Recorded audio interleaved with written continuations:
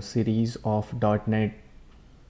So in this series I'll be talking about more into .NET development. Target audience will be if you are coming from a .NET older background like .NET framework, or maybe you have recently passed college and placed in a company where .NET stack is being used. So you can follow this tutorial series to gather more knowledge about how to do API development there using the latest version of .NET Core. So yeah, so let's check this the timeline to better understand how this .NET community has been going forward. So .NET Core is the new and the latest version of .NET.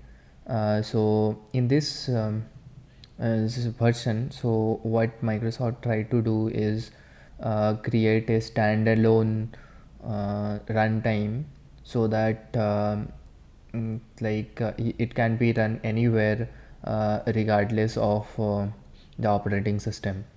So be it Microsoft Windows, be it Mac OS, even Linux. So it was released around 2015 to 2016, and after that, like, there has been three major versions: .NET Core 1, .NET Core 1.1, I guess, and then .NET Core 2 we had, and .NET Core 3 currently, which is going on. And then there are minor versions also.